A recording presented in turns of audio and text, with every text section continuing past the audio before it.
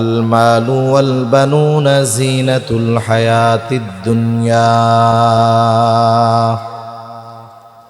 আল্লাহ তাআলা কোরআনুল কারীমের এক জায়গায় বললেন সন্তান সম্পদ দুনিয়ার অলংকার। আবার কোরআনুল কারীমের আর এক জায়গায় এই দুইটার ব্যাপারে আল্লাহ তাআলা বলেন ইন্নামা আমওয়ালুকুম ওয়া আওলাদুকুম ফিতনাহ। আল্লাহ তাআলা বলেন মাল সন্তান এটা হলো পরীক্ষা।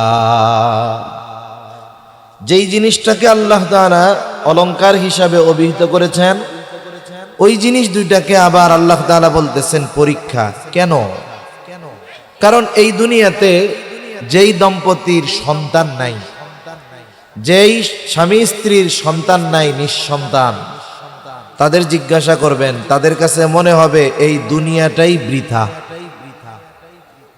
আবার যার একেবারে মাল নাই, নিঃস্ব, তাকে জিজ্ঞাসা করবেন, তার মনে হবে যে আমি এই দুনিয়াতে বেঁচে থাকাটাই বোঝা, আমার কোনো সম্পদ নাই। এই জন্য দুনিয়ায় সন্তানেরও দরকার, সম্পদেরও দরকার। আল্লাহ তাআলা অনেক সময় এই দুই নিয়ামত অনেককে দিয়ে পরীক্ষা করেন, না দিয়েও আল্লাহ তাআলা পরীক্ষা করেন। আবার আল্লাহ তাআলা দেখতে চায় সন্তান নামক নিয়ামত পেয়ে আমি আল্লাহকে ভুলে যাই কিনা। সন্তান নামক এই নিয়ামত পেয়ে আমি আল্লাহর সাথে নাফরমানি করে কিনা। সন্তানের মায়ায় সন্তানকে ভালোবাসতে গিয়ে আমি আল্লাহ তাআলার ভালোবাসা থেকে দূরে সরে যাই কিনা। সম্পদ দিয়া দেখি, মাল পেয়ে আমি আল্লাহ তাআলাকে ভুলে যাই কিনা। এই জন্য এই দুইটা যেমন আল্লাহ তাআলার পক্ষ থেকে নিয়ামত, আবার এই দুইটা জিনিস আল্লাহ তাআলার পক্ষ থেকে আমাদের জন্য পরীক্ষা। এজন্য ইসলাম এই দুইটা জিনিসের যথাযথ ব্যবহারের পদ্ধতি আমাদের শিক্ষা দিয়েছেন। এই দুই নেয়ামত যিনি পেয়েছেন, এই নেয়ামত গুলো দিয়ে দুনিয়ায় উনি কি করবেন, কি করলে এই নেয়ামত তার দুনিয়া আখিরাতের কাজে আসবে, আর কি না করলে এই দুই নেয়ামত তার জন্য পরীক্ষায় পরিণত হবে, হয়তো আখিরাতে, দুনিয়ায় আখিরাতে তার ক্ষতির কারণ হয়ে দাঁড়াবে। এজন্য এই সন্তান দামি এক নেয়ামত। আমাদের উচিত আমাদের সন্তানগুলোকে সম্পদে পরিণত করা, সম্পদ। আর পৃথিবীর অনেক মানুষ চিন্তা করে আল্লাহ তাআলা সন্তান দিছে কেন? চিন্তা করে কোনো মতো লেখাপড়া শিখায়া যদি বিদেশে পাঠায়া দিতে পারি, অথবা কোনো ব্যবসা ধরায়া দিতে পারি, অথবা যদি কোনো চাকরি কোনো মতে দিয়া দিতে পারি, আমি যখন বুড়া হব ও ইনকাম করবে আর আমি বৈশা বৈশা খামো, আমার কোনো টেনশন নাই। আল্লাহ তাআলা কি এই জন্যই শুধু সন্তান দিছে নাকি? সন্তান দেয় নাই এই জন্য। আসল ব্যাপার হলো অনেকে সন্তানকে মোটামুটি একটা এটিএম বুথ মনে করে। এটিএম বুথ চিনেন তো? এরকম একটা বাক্সর মধ্যে থাকে মতো, এর মধ্যে কি থাকে কোন তো? টাকা থাকে। কার্ড পাঞ্চ করে পিনকোড দেয়, পরিমাণ লেখে, টাকা যদি থাকে পটপট করে বাইরে হয়ে আসে। কি সুন্দর একটা আওয়াজ হয়, তাই না? টাকা বের হওয়ার সময়। যাক, এই আওয়াজটা কিন্তু টাকা গোনার আওয়াজ না, এটা একটা মিউজিক দেওয়া আছে, মানে একটা সাউন্ড এক্সট্রা ভাবে দেওয়া, যাতে এই আওয়াজটা শুইনা বারবার শুনতে মন চায়। আর আমি আপনি জানি ব্যাংকে খালি টাকা রাখি, এর লাইগা দিছে। ওইটা টাকা গোনার আওয়াজ না, ওইটা আলাদা একটা মাইক্রোফোন দিয়ে ওই আওয়াজটা রেকর্ডিং করা আছে। টাকা আসার আগে আপনারে আমারে শোনায় যে দেখেন এই যে কত সুন্দর করে গুনতেছি পটপট করে। তো অনেকে মনে করে সন্তান হলো এই এটিএম বুথ, বুড়াকালে যখনই টাকা দরকার পাঞ্চ করব আর টাকা বেরোয় চলে আসবে। এই চিন্তা করে যারা সন্তান গড়ে তুলতেছে এরা বড্ড ভুলের মধ্যে আছে। হয়তো দুনিয়ায় কিছু এটিএম বুথের কাজ হইতে পারে, কিন্তু আখিরাতে ধরা পড়ে যেতে হবে। এজন্য সন্তানকে মূলত এমন সম্পদে পরিণত করা দরকার যেই সম্পদ আমার দুনিয়া এবং আখিরাত উভয় জাহানে কাজে লাগবে। ঠিক কিনা বলেন? ওইটা দুনিয়ায়ও কাজে লাগতে হবে, আখিরাতেও কাজে লাগতে হবে। দুনিয়ার অনেক মানুষ আছে সন্তানদেরকে জাগতিক শিক্ষায় উচ্চ শিক্ষিত করেছে। অনেকে তো গর্বের সাথে এমন কথা বলে যে আমার জীবনের সর্বস্ব ত্যাগ করে আমি আমার সন্তানদেরকে ইঞ্জিনিয়ার বানিয়েছি, উকিল বানিয়েছি, বড় জজ আমার ছেলে বিদেশে প্রতিষ্ঠিত হয়ে গেছে। এইরকম ভাবে অনেকে সন্তানের ক্ষেত্রে খুব প্রশংসা করে। আবার জীবনের শেষ সময় দেখা যায় কি হয়, নিজের সব সম্পদ ব্যয় করে যেই সন্তানটাকে জাগতিক লাইনে উচ্চ শিক্ষিত করে তুলেছিলেন, ওই সন্তানটার ঢাকায় 5 তলা 10 তলা বাড়ি আছে। আফসোস, যেই লোক সব সম্পদ ব্যয় করে সন্তানকে সম্পদ উপার্জনের রাস্তা চিনিয়ে দিলেন, পড়ন্ত হায়াতে এসে ওই সন্তানের 10 তলা বিল্ডিং এর গাছতলায়ও জায়গা হয় না। ঠিক কিনা বলেন? এজন্য সন্তানদেরকে আমাদের গড়ে তুলতে হবে যথাযথ নিয়ম নীতির মাধ্যমে। এজন্য সন্তানদের আমরা কিভাবে গড়ে তুলতে পারি, মানুষ কিভাবে করে তুলতে পারি, সম্পদ কিভাবে বানাতে পারি, এই চেষ্টা আমাদের করতে হবে। মনে করেন আমি যদি আপনার সন্তানকে দিনদার, মুত্তাকি, পরহেজগার হিসাবে গড়ে তুলতে পারি, মনে করেন ওরে উচ্চ শিক্ষিত বানাতে পারলাম না, কিন্তু ও বাস্তবে মুসলিম হয়েছে, মানুষ হয়েছে, মানুষ। এখন কি হবে? ও যদি রিক্সাও চালায়, দেখবেন বুড়াকালে ওর মা বাবাকে সে বোঝা মনে করবে না, বরং রিক্সা চালিয়ে রক্তকে পানি বানিয়ে হলেও মা বাবার সন্তুষ্টি অর্জনের চেষ্টা সে করবে। ঠিক কিনা কন? এজন্য সন্তানদের আমরা সম্পদে পরিণত করব। কিসে? জোরে বলেন না। সম্পদে। সম্পদে পরিণত করব আমরা। এখন কোন কাজগুলো করলে সন্তান সম্পদে পরিণত হবে, এই কথাগুলো বলার ইচ্ছা পোষণ করেছি। এই নিয়তেই সূরা লোকমান থেকে একটা আয়াত যদিও তিলাওয়াত করেছি, তবে সামনের কয়েকটা আয়াতকে সামনে রেখেও আল্লাহ তাআলা যদি চায় আমি আপনাদের সাথে কিছু মুযাকারা করব, আলোচনা করব ইনশাআল্লাহ। আল্লাহ তৌফিক দান করেন, সকলে বলি আমিন। যেই সূরা থেকে তিলাওয়াত করেছি, সূরার নাম হলো সূরা লোকমান। হযরত লোকমান তার সন্তানদেরকে কিছু উপদেশ দিয়েছেন, প্যারেন্টিং করেছেন, সন্তানদেরকে কিছু নির্দেশনা দিয়েছেন। এই নির্দেশনাগুলো আল্লাহ তাআলার কাছে খুব পছন্দ হয়েছে।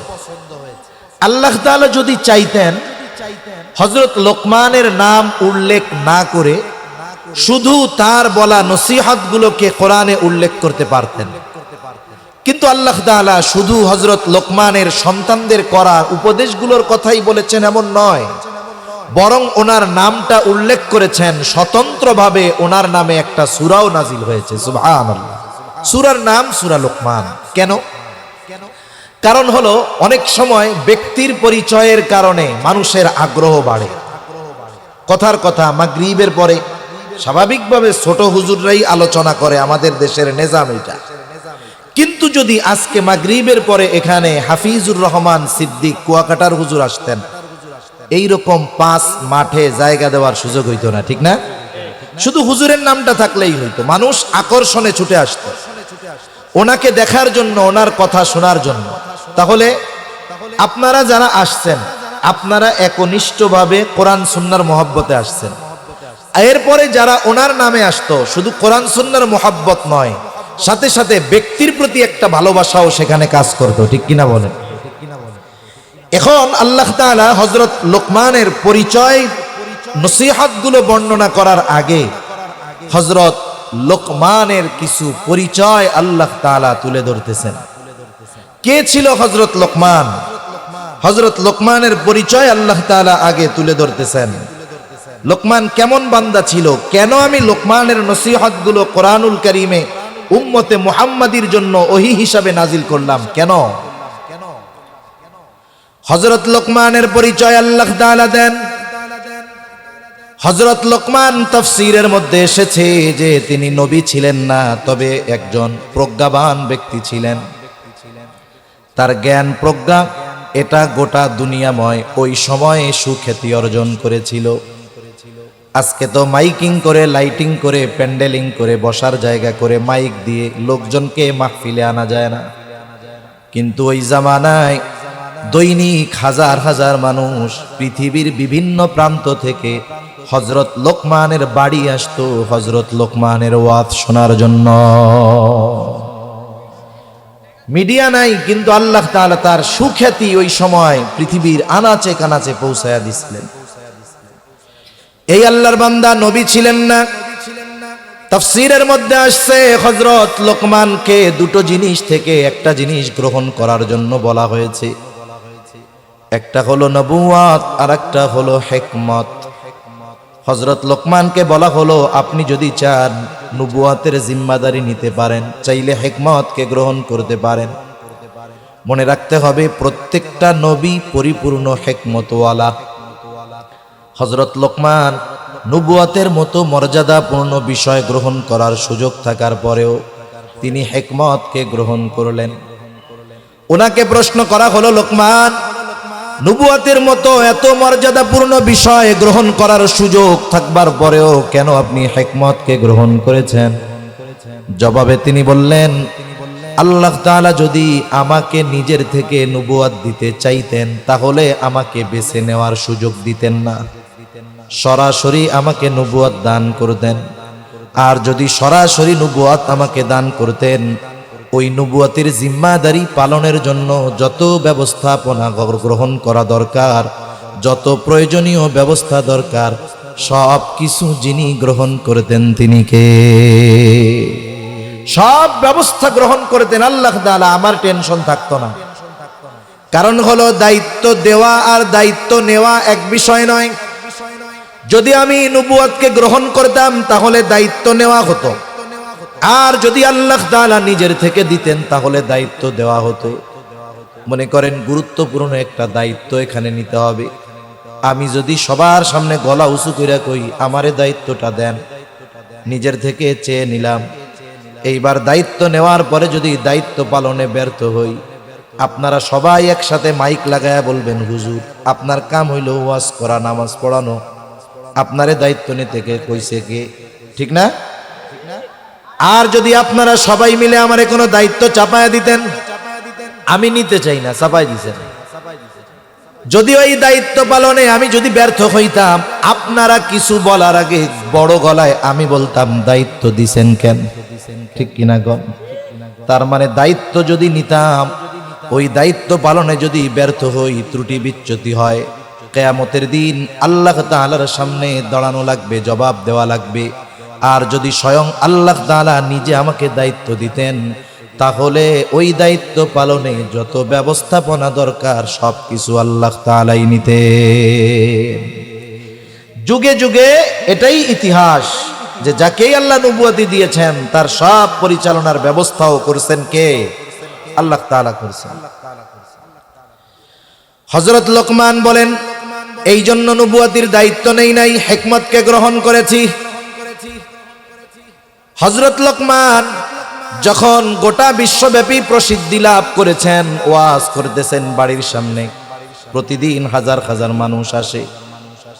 একজন হযরত লোকমানের সামনে ওয়াজের সময় ওয়াজ শুরু করার আগে দাঁড়ায় বলতেছে, ওয়াজ শুরু করার আগে একজন দাঁড়িয়ে বলে, আপনার কাছে আমার কিছু জানার আছে, আমি আপনার কাছে কিছু জানতে চাই। হযরত লোকমান বললেন, বলো কি জানতে চাও? এইবার ওই লোকটা বলে, আপনি কি সেই লোকমান নাকি যেই লোকমান এক সময় জঙ্গলে জঙ্গলে ছাগল চড়াইতো? হাজারো শ্রোতার সামনে জিজ্ঞাসা করতেছে তার অতীত। হযরত লোকমান কোনো দ্বিধা দ্বন্দ্বের মধ্যে পড়েন নাই, সাথে সাথে জবাব দিয়েছেন, হ্যাঁ আমি হইলাম সেই লোকমান যে একটা সময় ছাগলের রাখালগিরি করত। হযরত লোকমান এমনিতেই জীবনের শুরুতে তার কথা কর্ম সবকিছুর মধ্যে প্রজ্ঞা পাওয়া যাইত। লোকমান হাকিম বলা হয় ওনারে। উনি এক মালিকের ছাগল দেখাশোনা করতেন। একদিন মালিক আসছে, মালিক এসে কয়, লোকমান একটা ছাগল জবাই দাও। ছাগল জবাই দিয়ে ছাগলের সবচাইতে উৎকৃষ্ট অংশ আমার কাছে হাজির করবা। হযরত লোকমান একটা ছাগল জবাই করলেন। ছাগল জবাই করবার পর জিহ্বা আর হৃৎপিণ্ড এই দুইটা অংশ মালিকের সামনে নিয়ে আসছে। বলে, মালিক এই দুটো অংশ হলো সবচাইতে উৎকৃষ্ট অংশ। এবার মালিক আবার বলে, যাও আর একটা ছাগল জবাই করবা, সবচাইতে নিকৃষ্ট অংশ আমার সামনে আনবা। এইবার ছাগল একটা জবাই করে আবার জিহ্বা আর হৃৎপিণ্ড এই দুইটা অংশ নিয়ে হাজির। আনতে বলছে, সর্বোৎকৃষ্ট অংশ এনেছে এই দুইটা। আনতে বলছে, সবচাইতে নিকৃষ্ট অংশ আনছে এই দুইটা। মালিক বলে, ও লোকমান, তুমি কি আমার সাথে মজা করো? উৎকৃষ্ট অংশ আনতে বললাম, এই দুইটা আনছো। নিকৃষ্ট অংশ আনতে বললাম, এই দুইটাই আনছো। এইবার মালিকের কথার জবাবে হযরত লোকমান বলে, মালিক, যার এই দুইটা ভালো হয়ে যায় সে সবচাইতে উৎকৃষ্ট হয়ে যায়, আর যার এই দুইটা খারাপ হয়ে যায় সে সবচাইতে নিকৃষ্ট হয়ে যায়। অন্তর আর জবান যার ভালো, ও দেখতে কালো হলেও ভালো। অন্তর আর জবান যার খারাপ, ও দেখতে যত সুন্দর হোক আসলে ওইটা খারাপ। ঠিক কিনা বলেন? এই যে কথা কাজের মধ্যে হিকমত পাওয়া যাইত, প্রজ্ঞা নিহিত ছিল তার কথার মধ্যে। এখন ওই ব্যক্তি দাঁড়িয়ে জিজ্ঞাসা করে, সেই লোকমান? বলে, হ্যাঁ আমি সেই লোকমান। এত সম্মান মর্যাদার অধিকারী তুমি কেমনে হলে? হযরত লোকমান কয়েকটা বিষয়ের কথা বলেছে। এর মধ্যে একটা হইল, আমি সব সময় সত্য কথা বলেছি, অহেতুক কথাবার্তা বলি নাই, অহেতুক মজলিসে সময় কাটাই নাই। এই ধরনের কয়েকটা বিষয় উল্লেখ করে হযরত লোকমান বলেন, শুধুমাত্র এই সমস্ত কারণেই হয়তো আল্লাহ তাআলা আমাকে এমন মর্যাদা প্রদান করেছে। মর্যাদা কত যে হযরত লোকমানের প্রশংসা আল্লাহ তাআলা কোরআনে করছে। সুবহানাল্লাহ বলেন। আমাদের সমাজে কিছু মানুষ আছে, দেখা যাবে 10 বছর আগে কিছুই ছিল না, পায়ে দেওয়ার জুতাও ছিল না, 10 বছর পরে অনেক টাকার মালিক। আছে না এরকম অনেক মানুষ? আছে।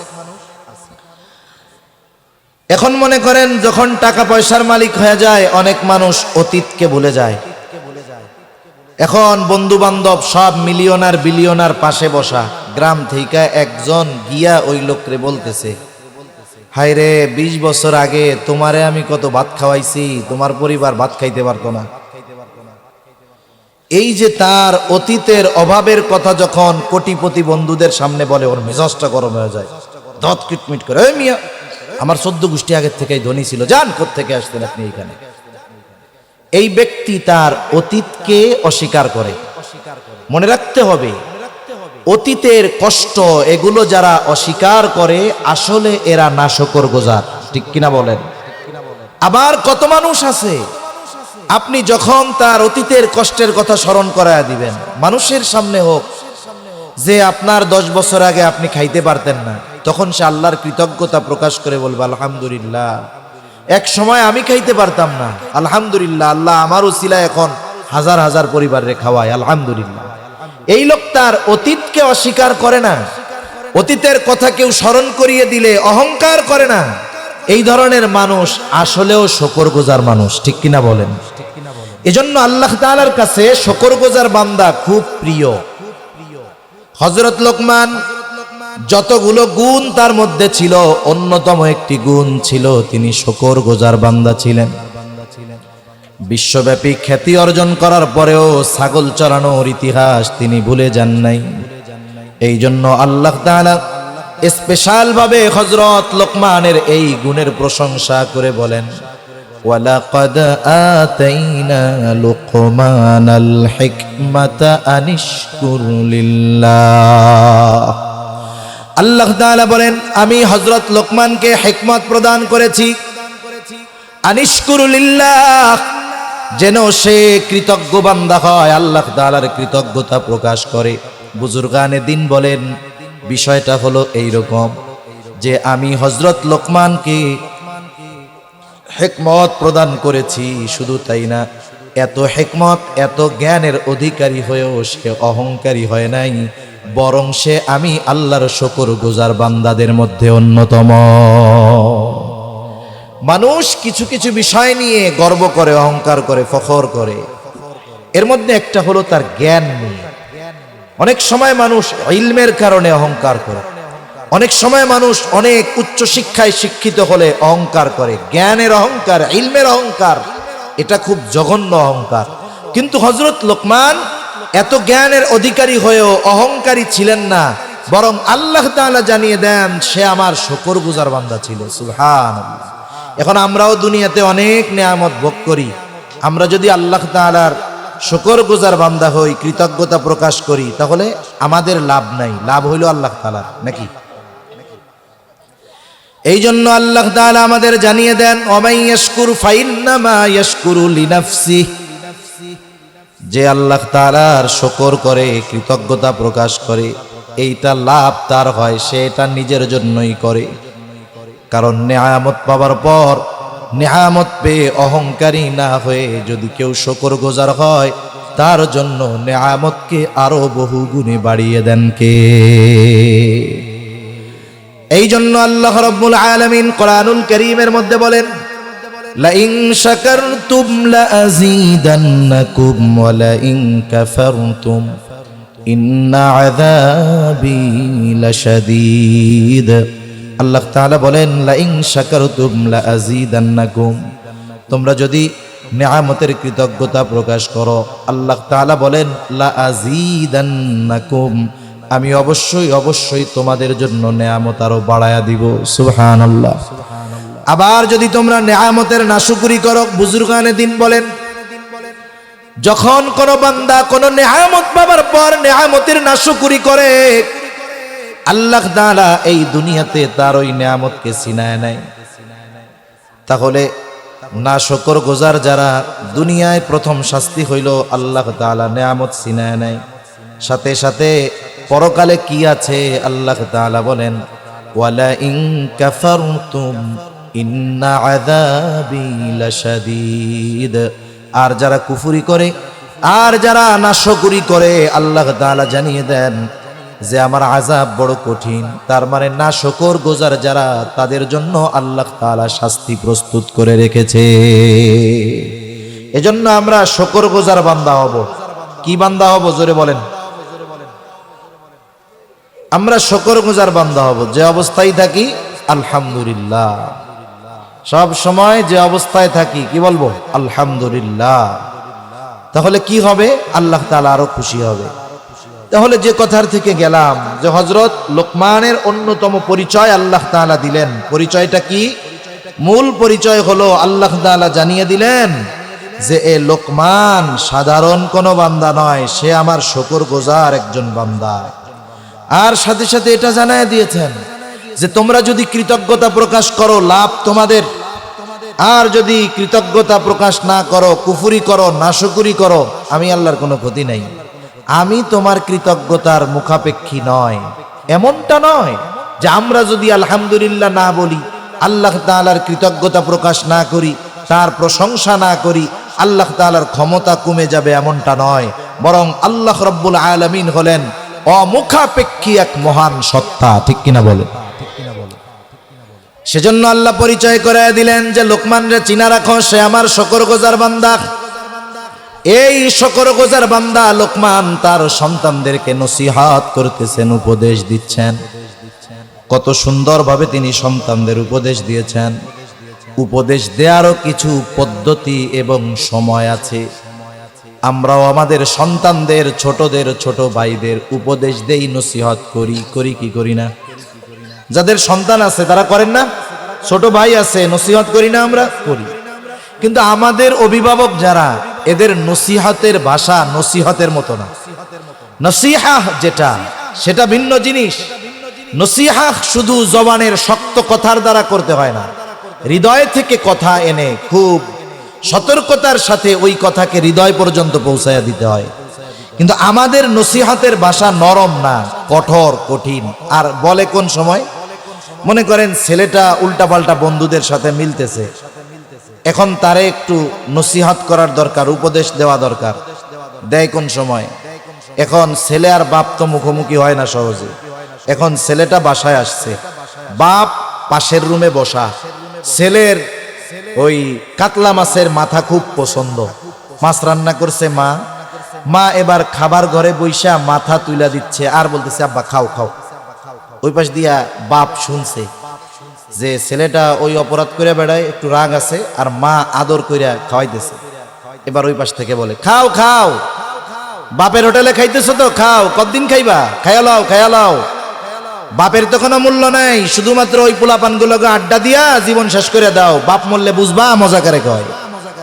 এই যে নসিহতের ভাষা, এখন তার দিল হইছে শক্ত, ওরে যদি আপনি শক্ত বল মারেন রিটার্ন করবে কি করবে না? তাহলে আমাদের দেশের অভিভাবকরা সন্তানদের উপদেশ দেয়, 1 নম্বরে খাওয়ার সময়, 2 নম্বর মাস শেষে ওর স্কুলের বেতন, প্রাইভেটের বেতন দরকার, আসছে আব্বা টাকা দেন।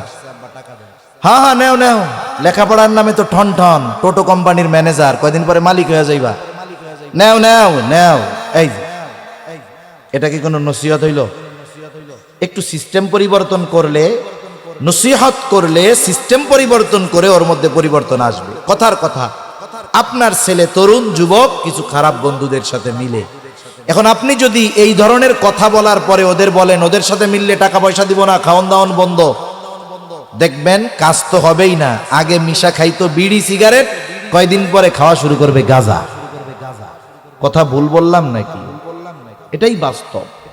এখন নসিহতের ভাষা কি? হযরত লোকমান কোন ভাষায় করতেছে? আল্লাহ তাআলা বলেন, وَإِذْ قَالَ لُقْمَانُ لِابْنِهِ وَهُوَ يَعِظُهُ يَا بُنَيَّ لَا تُشْرِكْ بِاللَّهِ। হযরত লোকমান তার সন্তানকে সবচাইতে বড় উপদেশ দিচ্ছে আল্লাহ তাআলার সাথে শিরিক না করার ব্যাপারে, আল্লাহ তাআলার একত্ববাদের ব্যাপারে সন্তানকে উপদেশ দিচ্ছে, নসিহত করতেছে। মুফাসসিরিনে কেরাম বলেন এখানে দুটো বিষয় হতে পারে। 1 নাম্বার, যদি হযরত লোকমানের সন্তানেরা বেঈমান হয়ে থাকে তাহলে উপদেশ দিচ্ছে ঈমান আনার জন্য, আর যদি ঈমানদার হয়ে থাকে তাহলে উপদেশ দিচ্ছে শিরিক থেকে বেঁচে থাকার জন্য, তাওহীদের শিক্ষা তাদের দেওয়া হচ্ছে। মূল কথা, সন্তানকে হযরত লোকমান ঈমানের ব্যাপারে নসিহত করতেছে। হযরত লোকমান নসিহতের ভাষাটা কত সুন্দর। আল্লাহ তাআলা বলেন, وَإِذْ قَالَ لُقْمَانُ لِابْنِهِ وَهُوَ يَعِظُهُ يَا بُنَيَّ لَا تُشْرِكْ بِاللَّهِ। আল্লাহ তাআলা বলেন হযরত লোকমান সে তার সন্তানকে ওয়াজ করতেছে, ওয়াজ আদেশ দিচ্ছে এমনটা আল্লাহ বলেন নাই, ওয়াজ করতেছে। ওয়াজের ভাষা হয় নরম, ওয়াজের শব্দগুলো শুধু জবান থেকে নয়, ওয়াজের শব্দগুলো হৃদয় থেকে আসে। হযরত লোকমান সন্তানকে ওয়াজ করতেছে। আমি আপনি যদি আমার আপনার সন্তানকে ওয়াজ করতে চাই, কেমনে করব? সন্তানকে মা খানা খাইতে দিছে, আপনি পাশের টেবিলে বইসা আপনি নিজে গিয়া মাথাটা উঠায়া দেন। ও চিন্তা করবে কি রে, সূর্য কোন দিক দিয়া উঠলো, আমার লগে কথাই কয় না, এখন আমারে মাথায় তুইলে, মাথা পাতে তুইলা দিতেছে, কাহিনী মনে হয় অন্যরকম কিছু হবে। এইবার খাওয়া দাবার করতেছে সে, এবার আপনি তাকে একটু মিষ্টি ভাষায় বলেন, বাবা খাওয়ার পরে কি তোমার একটু সময় হবে? তোমার সাথে আমার একটু কথা বলার দরকার ছিল। বলবে কি রে, অবস্থা তো উল্টাপাল্টা।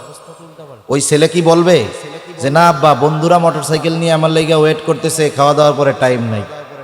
বন্ধুরা বৈশা থাকলেও বাবার এই আচরণে সে বলবে অবশ্যই সময় আছে। এইবার আপনি ড্রয়িং রুমে বসেন, আপনার বেডরুমে তারে নিয়ে বসেন, আপনার ওয়াইফকে অথবা তার মাকে আপনি বলেন যে আমারে 2 বাপ বেটারে 2 কাপ চা দাও। এবার দুইজনে 2 কাপ চা খান। এবার তার সাথে আপনি ফ্রি হন। কেমনে? তার অতীতের মনে না থাকা বা অজানা কথাগুলো তাকে আপনি স্মরণ করায় দেন। আপনি তাকে একটু হৃদয় থেকে বলেন, বাবা তুমি তো আমার সেই সন্তান, তুমি যখন এই পৃথিবীতে আসো নাই তখন তোমাকে আমরা আল্লাহ তাআলার কাছে বারবার কামনা করেছি। আল্লাহ তাআলা তোমাকে যখন মাতৃগর্ভে দিলেন, আমরা দিনক্ষণ গণনা শুরু করলাম কখন তোমার এই মিষ্টি চেহারাটা দেখব। এইবার তুমি দুনিয়ায় আসলা, আমাদের আনন্দ কত তোমাকে বোঝাতে পারবো না। পৃথিবীর সবচাইতে আনন্দিত ব্যক্তি ওই দিন আমি ছিলাম আর তোমার মা ছিল। তোমাকে ঘিরে ছিল আমাদের স্বপ্ন, সব আশা। সন্তান, আমি চাই তুমি একজন আদর্শ মানুষে পরিণত হও। একটা সময় তুমি নিজ হাতে খাইতে পারতা না, আমরা তোমারে খাওয়ায়া দিতাম। প্রস্রাব পায়খানা করতে পারতা না, আমরা করায়া দিতাম, পরিষ্কার করে দিতাম। আজকে তুমি বড় হয়েছো, কিন্তু তোমার ব্যাপারে আমাদের আশা স্বপ্নগুলো ধ্বংস হয়ে যায় নাই। আমরা চাই তুমি একজন নেককার ক্ষুধাভীরু ভালো মানুষে পরিণত হও। তবে তুমি যাদের সাথে মিশতেছো, যাদের সঙ্গ গ্রহণ করতেছো, সন্তান আমার তো বড় ভয় হয়, হয়তো আমাদের আশাগুলো নিমেষেই ধূলিসাৎ হয়ে যাবে। এখন কোন আপনি এইভাবে যদি 5টা মিনিট তার জন্য ব্যয় করেন, বলেন তো কাজ হবে না হবে না? আর যদি ধমক দিয়ে এখন দেখবেন যে ওই যে উল্টা অ্যাকশন রিয়াকশন কাজ করবে। নসিহতের ভাষা এরকম হইতে হয়। হযরত লোকমান সন্তানকে ওয়াজ করতেছে, ওয়াজ আসে দিল থেকে, আর ওয়াজ করতেছে কি বইলা? ইয়া বুনাইয়া, হে আমার সন্তান। নাম ধরে উল্লেখ করে নাই। অনেক সময় মানুষ নাম বলার চাইতে তার পদ ধরে বা তার উপাধি ধরে ডাকলে খুশি বেশি হয়, ঠিক কিনা বলেন? সন্তান, এটা লোকমান আলাইহিস সালামের সন্তান। উনি বলেন নাই যে নাম ধরে, বলছে ও আমার সন্তান। হযরত লোকমান হৃদয় থেকে ডাক দিয়ে বলতেছে, ও আমার বৎস, আমার সন্তান, ও আমার কলিজার টুকরা সন্তান, লা তুশরিক বিল্লাহ, আল্লাহ তাআলার সাথে তুমি শিরিক কইরো না। ঈমানের শিক্ষা দিচ্ছে হযরত লোকমান তার সন্তানকে। কেন শিরিক করবা না? ইন্নাশ শিরকা লাযুলমুন আযীম, শিরক হলো মহা জুলুম, মহা অন্যায়। আর আল্লাহ তাআলাও জানায় দেন, একটা মানুষ নামাজ পড়তে পারে নাই, রোজা রাখতে পারে নাই, হজ করতে পারে নাই, যাকাত দিতে পারে নাই, আল্লাহর হক নষ্ট করেছে, কিন্তু সে শিরিক করে নাই। আল্লাহ তাআলা যদি চায় তার সব গুনাহগুলো মাফ করে তাকে জান্নাত দিয়ে দিতে পারেন কি পারেন না? কিন্তু যদি কেউ শিরিক করে, তাওবা না করে, আল্লাহ তাআলা বলেন, ইন্নাল্লাহা লা ইয়াগফিরু আন ইউশরাকা বিহি ওয়া ইয়াগফিরু মা দুনা যালিকা লিমান ইয়াশা।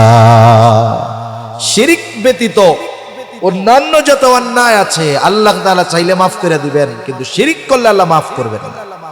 শিরককে আল্লাহ তাআলা বলেছেন শুধু জুলুম নয়, মহা জুলুম। জুলুম আর মহা জুলুমের পার্থক্যটা কি? বলে জুলুম হলো সবল কর্তৃক দুর্বলের উপরে অবিচার করা। একজন প্রভাবশালী শক্তিশালী ব্যক্তি যদি তার চাইতে দুর্বল কারো ব্যাপারে অন্যায় করে, অবিচার করে, এটা হলো জুলুম। আর মহা জুলুম কোনটা? বলে দুর্বল কর্তৃক সবলের উপরে অবিচার করা, এটা হলো মহা জুলুম। এখন দেখেন, আমরা আল্লাহ তাআলার তুলনায় আমাদের শক্তি কম্পেয়ার করারও সুযোগ নাই, কিছুই না, আমরা কিছুই না। আমরা যদি শিরিক করি তাহলে জুলুম করা হয় কার সাথে? আর এই কাজটা কি হয়? দুর্বল কর্তৃক সবলের ব্যাপারে অবিচার করা হয়, এটা হয় মহা জুলুম। এজন্য আল্লাহ তাআলা শিরককে মহা জুলুম বলে অভিহিত করেছেন। এজন্য সকল ধরনের শিরকি কর্মকাণ্ড থেকে আমাদের বাঁচতে তো হবেই, সাথে সাথে আমাদের সন্তানদেরকেও এই শিক্ষা দিতে হবে, তাওহীদের শিক্ষা, আল্লাহর একত্ববাদের শিক্ষা, ঠিক কিনা? আল্লাহ তাআলা এই কথা বলার পর আলাদাভাবে দুনিয়ার সন্তানদের ব্যাপারে একটা গুরুত্বপূর্ণ নসিহত করেছেন। মুফাসসিরিনে কেরাম বলেন এখানে উদ্দেশ্যটা কি? বলে হযরত লোকমান তার সন্তানদেরকে আল্লাহ তাআলার পরিচয় শিক্ষা দিচ্ছে, যিনি এমন এক মহান সত্তা, তার সাথে কারো শরীক করা যাবে না। এখানে হিকমতটা কি? কেমন যেন আল্লাহ তাআলাও বলতেছেন, দুনিয়ার যেই অভিভাবকেরা, পিতারা, মাতারা সন্তানদেরকে আমি আল্লাহর পরিচয় শিক্ষা দিবে, ওই সন্তানদের প্রতি আমি আল্লাহ নির্দেশ দিয়ে দিলাম, এই দুনিয়ার সন্তান, তোমরা তোমাদের ওই পিতামাতার সাথেও কখনো খারাপ আচরণ করতে পারবা না। এজন্য বার্ধক্যকালে যদি কেউ সন্তানের কাছে ভালো ব্যবহার আশা করে, জাগতিক শিক্ষায় উচ্চ শিক্ষিত করলে হবে না, বরং তাকে আল্লাহর সাথে পরিচয় করায়া দিতে হবে, ঠিক কিনা বলেন? ওই কথাগুলো যদি সময় হয় পরে বলবো। আমি আগে হযরত লোকমানের নসিহতগুলো আপনাদের সামনে একটু বইলা নিই। তাহলে এক নাম্বার, আল্লাহ রাব্বুল আলামিন জানিয়ে দিলেন হযরত লোকমান তার সন্তানকে ঈমানের শিক্ষা দিচ্ছে। সামগ্রিকভাবে কথাটাকে ধরেন, ঈমানের শিক্ষা দিচ্ছে, আল্লাহর পরিচয় শিক্ষা দিচ্ছে। এরপরে হযরত লোকমান সন্তানকে দ্বিতীয় উপদেশ দিচ্ছেন, যেটা সন্তানের ব্যাপারে তিনি বলতেছেন, ইয়া বুনাইয়া ইন্নাহা ইন তাকু মিসকালা হাববাতিন মিন খারদালিন ফাতাকুন ফি সখরাতিন আও ফিস। কেমন আমল কেমন স্থানে? বলে একটা বড় পাথর, ওই পাথরের দরজাও নাই, জানালাও নাই, ঢোকারও ব্যবস্থা নাই, বের হওয়ারও ব্যবস্থা নাই। বলেন তো এমন জায়গায় কারো যাওয়ার সামর্থ্য আছে? কারো আছে সামর্থ্য যাওয়ার? এই অসম্ভব জায়গায়ও যদি কেউ পৌঁছায়া যাইতে পারে, ওই জায়গায় গিয়েও যদি কেউ সরিষা দানা পরিমাণ আমল করে, ওই আমলটাকেও কিয়ামতের দিন হাজির করবেন কে? জোরে বলেন না কে? আল্লাহ হাজির করবেন। আল্লাহ তাআলা বলেন, وَنَضَعُ الْمَوَازِينَ الْقِسْطَ لِيَوْمِ الْقِيَامَةِ فَلَا تُظْلَمُ نَفْسٌ شَيْئًا وَإِنْ كَانَ مِثْقَالَ حَبَّةٍ مِّنْ خَرْدَلٍ أَتَيْنَا بِهَا وَكَفَى بِنَا حَاسِبِينَ। আল্লাহ তাআলা বলেন, আমি কিয়ামতের দিন ন্যায় বিচারের আদালত প্রতিষ্ঠিত করব। দুনিয়ার আদালত, দুনিয়ার বিচারালয়ে ন্যায় বিচার পাওয়া কঠিন, কিন্তু আল্লাহ তাআলা বলেন আমার আদালতে কারো উপরে অবিচার করা হবে না। ফালা তুযলামু নাফসুন শাইআ, কারো প্রতি সামান্য অবিচার করা হবে না, জুলুম করা হবে না। আল্লাহ তাআলা বলেন, ওয়া ইন কানা মিসকালা হাববাতিন মিন খারদালিন আতাইনা বিহা, কেউ যদি দুনিয়ায় সরিষা দানা পরিমাণ কোনো আমল করে থাকে, আল্লাহ তাআলা বলেন আতাইনা বিহা, ওই আমল সহকারে আমি তাকে হাজির করব। শুধু হাজির করব তা নয়, ওই আমল করনেওয়ালার হিসাবও আমি আল্লাহ গ্রহণ করব। এত মানুষের হিসাব আল্লাহ তাআলা কিভাবে নেবেন? আল্লাহ বলেন চিন্তার কারণ নাই, কাফা বিনা হাসিবিন, হিসাব নেওয়ার জন্য আমি আল্লাহই যথেষ্ট। আমি আপনি যদি আমার আপনার সন্তান একেবারে বাচ্চা শিশু, ওই সময় যদি তার দেমাগে দিলে এই বিশ্বাস ঢুকায়া দিতে পারি যে আব্বু তুমি যেখানেই যাও না কেন, যেই অপরাধ করো না কেন, আমি না দেখলেও আল্লাহ কিন্তু দেখে। হয়তো তুমি আমাকে ফাঁকি দিতে পারবা, ওই অপরাধের শাস্তি হয়তো আমি তোমারে দিতে পারবো না, কিন্তু আল্লাহ দেখেন, দুনিয়ায় না দিলেও ওই অপরাধের শাস্তি কিন্তু আল্লাহ দুনিয়ায় তোমারে দিবে, আখেরাতে তোমাকে দিবে। এখন বলেন তো, এই বিশ্বাস যদি বাচ্চার ভিতরে ঢুকে যায় একেবারে শৈশবে, যে আমি যেই কাজ করি না কেন সব অবস্থায় আমাকে দেখেন কে? বলেন তো, এই বিশ্বাস যদি তার মধ্যে দৃঢ়ভাবে গেঁথে যায়, তাহলে পৃথিবীর যেখানেই যাক না কেন পাপ করার আগে চিন্তা করবে দেখতেছে কে? আল্লাহ তাআলা কেন দেখে? বলে ইন্নাল্লাহা লাতীফুন খাবীর, তিনি সব খবর রাখেন, তিনি সূক্ষ্মদর্শী, সূক্ষ্ম থেকে সূক্ষ্মাতীত খবর তার জানা আছে। এই জন্য পৃথিবীর কোনো কর্ম তার থেকে লুকানোর কোনো সুযোগ নাই, এমন ক্ষমতাধর মালিক। এই বিশ্বাস যখন বাচ্চার ভেতরে ঢুকে যাবে, আশা করা যায় তার দ্বারা পাপাচার অনাচার হবে না, বরং সে আল্লাহ তাআলার প্রতি এই বিশ্বাস নিয়েই সে বড় হয়ে উঠবে। 3 নম্বর বিষয়,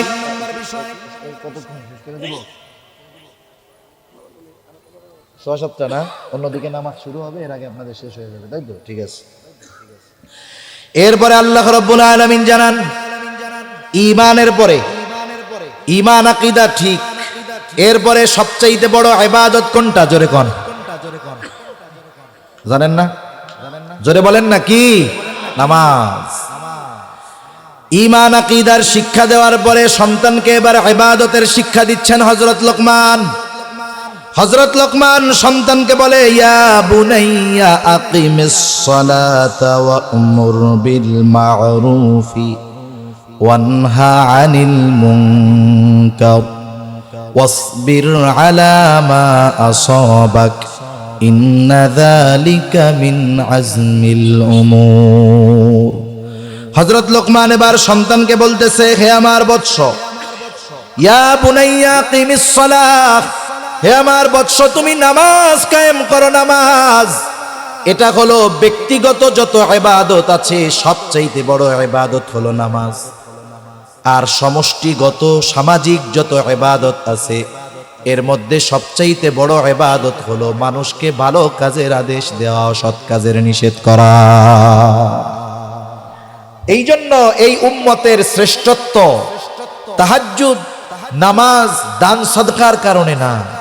এই উম্মতের মূলত শ্রেষ্ঠত্ব কেন আল্লাহ তাআলা বলেন, কুনতুম খায়রা উম্মাতিন উখরিজাত লিন-নাসি তা'মুরুনা বিল মা'রুফি ওয়া তানহাউনা আনিল মুনকার ওয়া তু'মিনুনা বিল্লাহ। আল্লাহ তাআলা বলেন, কুনতুম খায়রা উম্মাতিন উখরিজাত লিন-নাস, তোমরা সর্বোত্তম উম্মত, তোমাদেরকে মানুষের কল্যাণের জন্য বাহির করা হয়েছে। এখন কিসের মধ্যে মানুষের কল্যাণ বলে, তা'মুরুনা বিল মা'রুফ ওয়া তানহাউনা আনিল মুনকার, তোমরা ভালো কাজের আদেশ করবা আর অসৎ কাজের নিষেধ করবা। ওয়া তু'মিনুনা বিল্লাহ, আর আল্লাহ তাআলার উপরে ঈমান রাখবা। তাহলে বোঝা গেল এই উম্মতের শ্রেষ্ঠত্ব হলো ভালো কাজের আদেশ আর অসৎ কাজের নিষেধের মধ্যে। তাহলে একটা হলো আমার ইবাদত, এটা নামাজের মাধ্যমে, আর সমষ্টিগত সামাজিক যেই কর্ম, এর মধ্যে সবচাইতে বড় কর্ম ভালো কাজের আদেশ অসৎ কাজের নিষেধ। হযরত লোকমান স্পেসিফিক ভাবে আলাদাভাবে সন্তানকে বলতেছে, সমাজে যদি কেউ ভালো কাজের আদেশ করে অসৎ কাজের নিষেধ করে, বাধা আছে না নাই?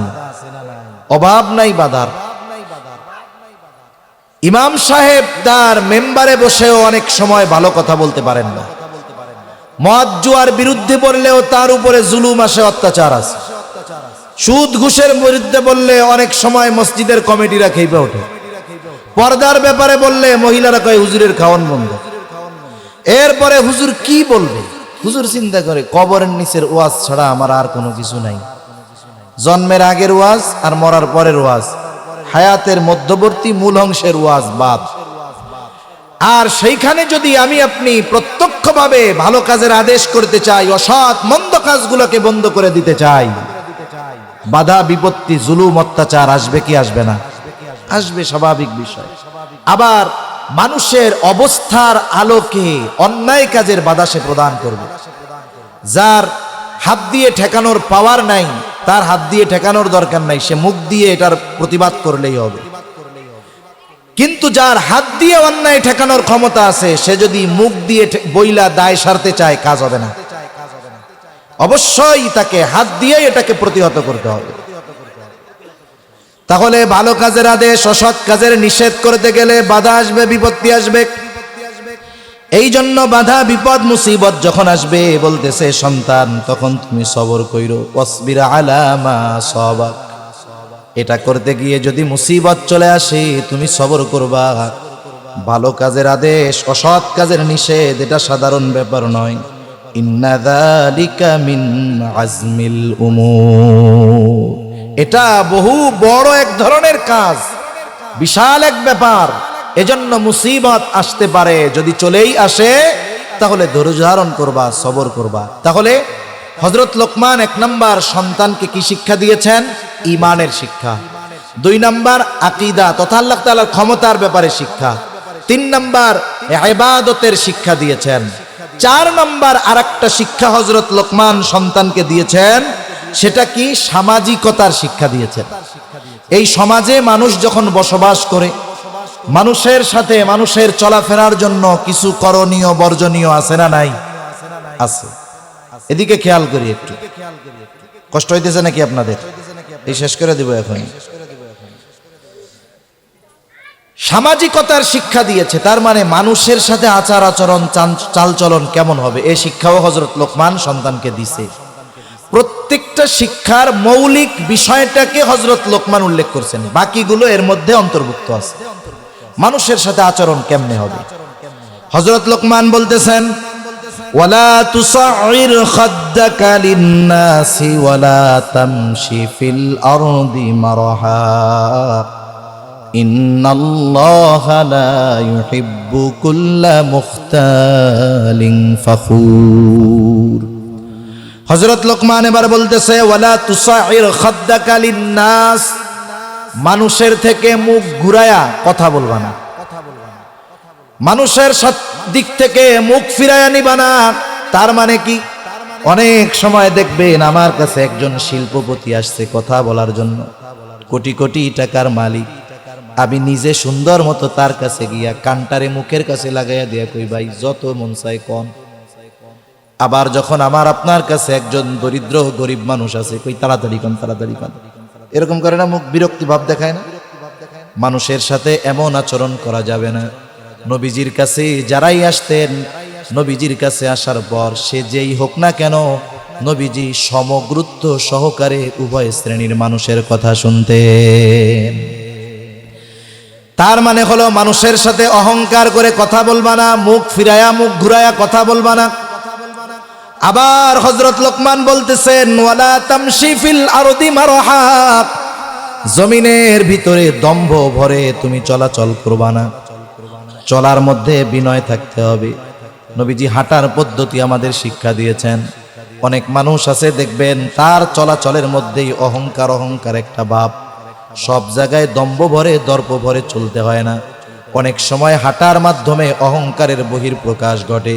আর আল্লাহ তাআলা এই ধরনের অহংকার অন্তরে নিয়ে যারা চলাচল করে জমিনে তাদের ব্যাপারে বলেন ওয়ালা তামশি ফিল আরদি মারহা ইন্নাকা লান তাখরিকাল আরদা ওয়া লান তাবলুগাল জিবালা তুলা। আরে তুমি এই জোরে জোরে পা ফালাইয়া মাটিকে বিদীর্ণ করে ফেলতে পারবা না, বুক ফুলাইয়া মাথা উঁচা করো, উচ্চতায় কখনো তুমি পাহাড় সম হতে পারবা না। এজন্য চলার মধ্যেও বিনয় থাকতে হবে। এই শিক্ষা আমরা আমাদের সন্তানদের দিব। এরপরে হযরত লোকমান জানায় দেন ইন্নাল্লাহা লা ইউহিব্বু কুল্লা মুখতালিন ফখুর। আল্লাহ তাআলা ফখুর আর মুখতাল কাউকে আল্লাহ তাআলা ভালোবাসেন না। এখন ফখুর কাকে বলে, মুখতাল কাকে বলে, মুখতাল কে আর ফখুর কে? আগে আসেন আমরা জানি অহংকার কেমন একটা রোগ। আসমান জমিনে সংগঠিত প্রথম পাপ হইল অহংকার আর হিংসা। আল্লাহ তাআলা যখন আদম আলাইহিস সালামকে সেজদা করার নির্দেশ দিয়েছে, ফেরেশতারা সবাই সেজদা দিয়েছে, ইবলিসও আছে, বলে ফাসাজাদু ইল্লা ইবলিস।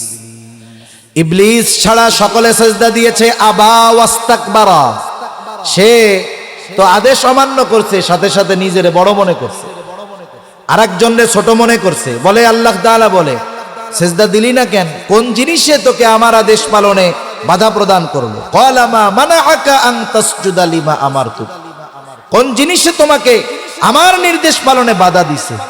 কয় ক্বালা আনা খায়রুম মিন, আমি ওর চাইতে ভালো।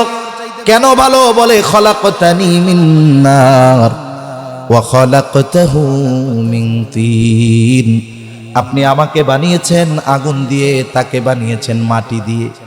আগুনের চাইতে মাটির চাইতে আগুনের পাওয়ার বেশি। আগুন শুধু উপরের দিকেই উঠে আর মাটি শুধু নিচের দিকে নামে। আরে আমার মৌলিক বস্তু হলো আগুন, আমি উপরের দিকেই না উঠবো, মাথা নিচা কইরা কেন ওরে সিজদা করব? তাহলে আসেন, এখানে শয়তান অহংকার করেছে, হিংসা করেছে। আর আমার আপনার নবী জানিয়ে দেন লা ইয়াদখুলুল জান্নাতা মান কানা ফি কলবিহি মিসকালা হাববাতিন মিন কিবর। নবীজি বলেন যার অন্তরের ভিতরে যাররা পরিমাণ অহংকার আছে সে জান্নাতে প্রবেশ করতে পারবে না। অহংকার হলো আল্লাহ তাআলার চাদর। মানুষ অহংকার করার কিছুই নাই। আমার আপনার সৃষ্টির মূল কি এটা যদি আমরা চিন্তা করি তাহলে নিজেকে নিজে বড় বাবার সুযোগ নাই, ঘৃণা করতে হবে। ঠিক কিনা কোন? এখন বলতেছে আল্লাহ তাআলা মুখতাল আর ফখুর একটারেও পছন্দ করেন। মুখতাল কে? মুখতাল হলো সে যে নিজে নিজেকে একা একা বড় মনে করে, অন্যর সাথে নিজেরে কম্পেয়ার করে না। মনে মনে ভাবে আমি বড় হুজুর, আমি বড় ওয়াইজ, আমি বড় আলেম, আমি বড় ধনী, আমি বড় ব্যবসায়ী। মানে একা একা নিজেকে যে বড় ভাবে সে হলো মুখতাল। কথা বুঝতে পারছেন? ফাখুরকে বলে আর একজনকে তুচ্ছ করে নিজেরে বড় মনে করে। দূর বেড়া, ওইটা কি হুজুর, ওরছে আমি বড় হুজুর। ওইটা কি শিক্ষিত, ওরছে আমি বড় শিক্ষিত। ও কি জানে বেড়া, আমি দুনিয়ার সব জানি। আর একজনকে তুচ্ছ করা, নিজেকে বড় মনে করা, এটা হলো ফাখুর। যার ভিতরে এই দুইটার একটা আছে তাকে আল্লাহ ভালোবাসেন না। এইবার হযরত লোকমান সন্তানকে শিক্ষা দিচ্ছে কেমনে হাঁটবা। বলে ওয়াকসিদ ফি মাশিকা ওয়াগদুদ মিন সাউতিক ইন্না আনকারাল আসওয়াতি লাসাউতুল হামির। হযরত লোকমান বলতেছে সন্তান হাঁটবা কেমনে? বলে ওয়াকসিদ ফি মাশিকা ওয়াগদুদ মিন সাউতিক, হাঁটার ক্ষেত্রে মধ্যম পন্থা অবলম্বন করতে হবে। অতি দ্রুত পা জোরে জোরে ফেলে হাঁটা যাবে না, আবার ওই যে অমুসলিমদের মতো ধীরে ধীরেও হাঁটা যাবে না, মধ্যম পন্থা অবলম্বন করতে হবে। হাঁটার সুন্নাতটা কি? বলে রাস্তার ডান দিক দিয়ে হাঁটতে হবে। বুজুর্গানে দিন বলেন সমান রাস্তা যখন চলবে বলবে লা ইলাহা ইল্লাল্লাহ, উঁচুর দিকে যখন উঠবে বলবে আল্লাহু আকবার, নিচের দিকে যখন নামবে বলবে সুবহানাল্লাহ। আবার যখন হাঁটবে তখন নিচের দিকে তাকিয়ে হাঁটবে। আবার যখন রাস্তায় হাঁটার সময় যদি কোনো ময়লা টয়লা পায়, কষ্টদায়ক বস্তু থাকে ফালায়া দিবে। কারণ ঈমানের যতগুলো স্তর আছে এর মধ্যে সর্বনিম্ন স্তর হলো রাস্তা থেকে কষ্টদায়ক বস্তু সরায়া দেওয়া। হাঁটার ক্ষেত্রে মধ্যম পন্থা অবলম্বন করতে হবে। ওয়াগদুদ মিন সাউতিক, কোনো কারণবিহীন কণ্ঠস্বরকে নিচু করতে হবে। অনেকে আছে দেখবেন কথা চলতেছে কোনো কারণ নাই, একজনের সাথে একজন কথা বলতেছে কারণ নাই, এই মিয়া আমারে চিনো, আমি কেডা, আমি কোন দলের নেতা, এরকম বলা লোক তো নাই আপনাদের এলাকায়। এই ধরনের বিনা কারণে কণ্ঠস্বর যারা উচ্চ করলো পাওয়ার দেখানোর জন্য, ও তো মনে করে গলাবাজি করে আমি বড় নেতা হয়ে গেছি। আল্লাহ তাআলা ওর এই উচ্চ আওয়াজকে গাধার আওয়াজের সাথে তুলনা করেছে। আল্লাহ কি বলেন? ইন্না আনকারাল আসওয়াত লাসাউতুল হামির, সবচাইতে নিকৃষ্ট অপছন্দ আওয়াজ হইল গাধার আওয়াজ। ওর আওয়াজে কোনো রসকস নাই, কর্কশতা, ওইটা শুনলেই বিরক্ত লাগে। ওই যারা বিনা কারণে উঁচু আওয়াজে অহংকার প্রদর্শন করতে গিয়া, পাওয়ার দেখাতে গিয়ে উঁচু আওয়াজে কথা বলে, এদের ব্যাপারে বলা হচ্ছে যে শোনো, তোমরা তো গলা উঁচু করে মনে করো ভালো গলাবাজ, আসলে তুমি আর গাধার মধ্যে কোনো তফাৎ নাই। আমরা কইলে তো হুজুরে ধরবে, এজন্য আল্লাহ বইলা দিছে যে গলাবাজি যারা করে, বিনা কারণে উঁচু আওয়াজে কথা বলে, মানুষকে কষ্ট দেওয়ার জন্য বলে, এদের কণ্ঠস্বরকে গাধার আওয়াজের সাথে তুলনা করেছেন। সেজন্য হাঁটার ক্ষেত্রে মধ্যম পন্থা, বলার ক্ষেত্রে স্বাভাবিকভাবে কথা বলা। এই যে চারটি ধরনের কথা, ঈমানের শিক্ষা, 2 নাম্বার আকীদা বা কুদরত ক্ষমতার শিক্ষা, 3 নাম্বার ইবাদতের শিক্ষা, 4 নাম্বার সামাজিকতার শিক্ষা। এই শিক্ষাগুলোর আলোকে যদি আমরা আমাদের সন্তানদের গড়ে তুলি, সন্তান এটিএম বুথ হবে না, বরং প্রকৃত মানুষ হবে, দিনদার হবে, দুনিয়া আখেরাতে কল্যাণকর হবে, দুনিয়ার অলংকার হিসাবে পরিগণিত হবে, আখেরাত এবং দুনিয়ায় পিতা মাতার সম্মানের কারণ হবে। আল্লাহ সুবহানাহু ওয়া তাআলা আমাদের সবাইকে কথাগুলো বুঝবার তৌফিক দান করেন, আমিন। ওয়া আখিরু দাওয়ানা আনিল হামদুলিল্লাহি রাব্বিল